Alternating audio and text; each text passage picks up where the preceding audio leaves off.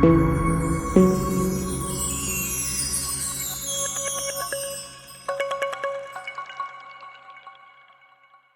à partir d'un moment de l'histoire, il y a eu une inversion de couleur, c'est-à-dire on est passé du noir au blanc, et là je vais peut-être vous choquer en vous disant qu'il n'est pas impossible que c'est à cette même époque, donc la Renaissance, nous avons donc l'ère romaine, donc une ère qui a probablement existé, et nous assistons à la fin entre guillemets de l'Empire romain, qui n'est pas vraiment la fin, puisqu'il va se transformer en religion, le christianisme. Et donc, nous allons switcher directement, nous allons passer aux Templiers, oui, mais pas 500 ans plus tard, puisque la fin de l'Empire romain, nous sommes aux alentours de 475 par là. Donc, on va tout de suite aller de l'Empire romain, on va parler des Templiers, c'est-à-dire des moines guerriers qui représentent une armée, comme étaient les Romains, mais qui sont en même temps des moines, c'est-à-dire reliés au clergé romain.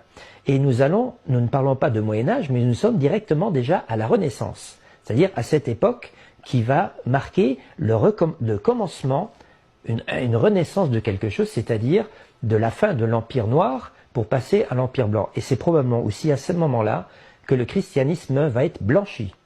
C'est-à-dire que la légende du Christ, qui est à la base une légende, comme je vous l'ai probablement dit dans d'autres vidéos, qui nous parle d'une légende d'un personnage qui s'appelle Osiris et de son fils Horus.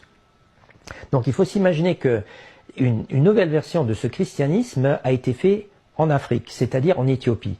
Et c'est même si vous allez sur le net, vous allez pouvoir voir des images, vous marquez Lalibela, vous allez voir une église chrétienne, mais qui est très ancienne, et c'est probablement un des premiers vestiges de ce qu'on va appeler la légende d'Osiris et d'Horus, mais dans sa version modernisée, c'est-à-dire ce qu'on va appeler plus tard après le christianisme. C'est pour ça que Yeru, ça va devenir Jésus. C'est le même personnage. Donc, mais c'est-à-dire c'est la continuité de la légende d'Osiris-Horus qui va devenir le christianisme noir en Éthiopie. Et quand cette élite blanche prend le pouvoir, ils vont en faire une version blanche avec un Christ blanc. Et on nous parle même qu'il y aurait une famille qui s'appelait Borgia. Ils auraient pris le visage d'un de leurs fils qui s'appelait César et Borgia. Ils en auraient fait cette image de Christ, c'est-à-dire un homme blanc avec des cheveux un peu plus longs, une barbe plus longue. Et c'est ça qui aurait donné cette image du christianisme blanc, mais qui à l'origine, et encore une fois, ça nous provient des Kémites, du peuple noir. Et donc, c'est cette volonté farouche d'effacer toutes les traces des peuples noirs, donc, c'est là, à partir de la Renaissance, où tout va être blanchi, c'est-à-dire toutes les légendes qu'on connaît à droite à gauche, un effaçage en bonne et due forme de toute leur histoire. Voilà, tout d'un coup est associé au peuple élu, c'est-à-dire les Sémites qui vont dire c'est nous les peuples qui avons souffert dans les exploitations. Donc je veux dire, ils étaient exploités par les pharaons pour construire les pyramides, etc. Nous sommes le peuple qui avons souffert, etc. Alors qu'en réalité, c'est pas vrai. Ils n'ont pas été là avant tout le monde, ils sont venus derrière. C'est-à-dire, c'est la dernière religion qui est apparue.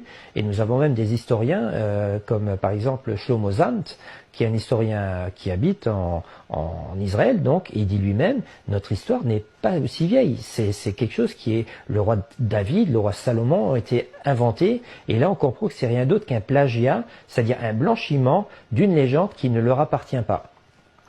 Quand on prend maintenant, par exemple, la création d'Hollywood, si maintenant je prends Hollywood, les premières grosses sociétés qui ont créé Hollywood, c'est par exemple une société qui s'appelle la Metro-Goldwyn-Mayer.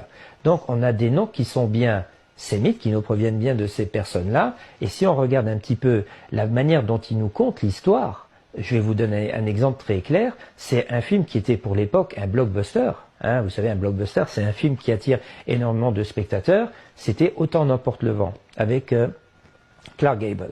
Donc si on prend cette histoire, donc un film hollywoodien, tourné dans les années 30, nous avons une famille de blancs, donc des personnes qui ont même des esclaves, qui travaillent dans les plantations de coton, et puis nous avons en fond de l'histoire, nous avons cette guerre de sécession qui oppose les nordistes et les sudistes.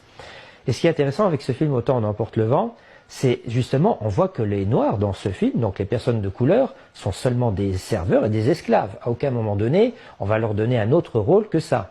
Et nous sommes à quelle époque? Nous sommes au 19e siècle, c'est-à-dire en 1850 par là. Donc nous sommes à une époque où on nous fait croire que le peuple noir n'avait aucune autre occupation que d'être des serviteurs, voire des esclaves dans des plantations de coton. En gros, oncle Benz, il faisait rien d'autre que de... là, il n'était pas en train de cueillir du riz, mais du coton.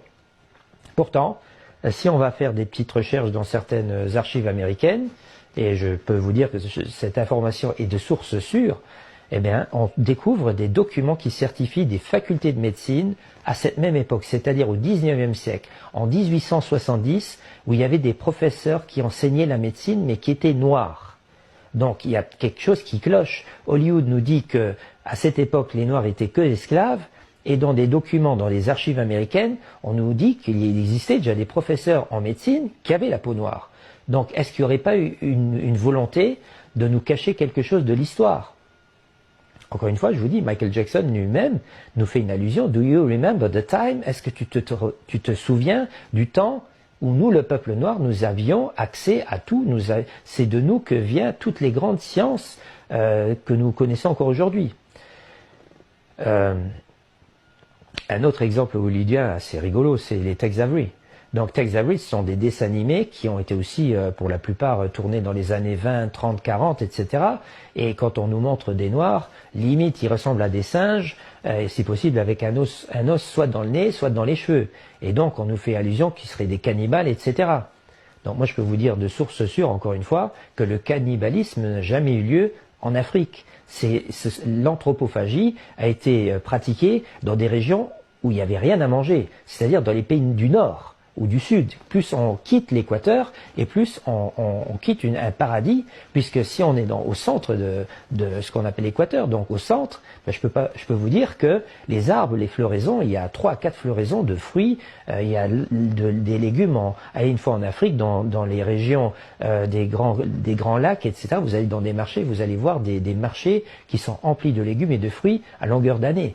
Donc c'est pas de là que vient le cannibalisme. Le cannibalisme sont des pratiques qui sont faites dans des régions où justement la vie dépend d'une saison, où il n'y a qu'une seule floraison. Donc c'est dans les pays plus vers le nord et plus vers le sud. Voilà, donc le sujet des Kémites, je vous dis, c'est un sujet qui est extrêmement intéressant. Le problème, c'est qu'il n'y a plus de traces. Il n'y a plus de traces puisque leur histoire a été effacée. C'est-à-dire qu'en gros, tout a été fait pour blanchir ce qui était noir à la base. Et je vais vous donner, pour finir, donc pour conclure, on est dans la partie africaine. Donc, on va parler vraiment des Sémites.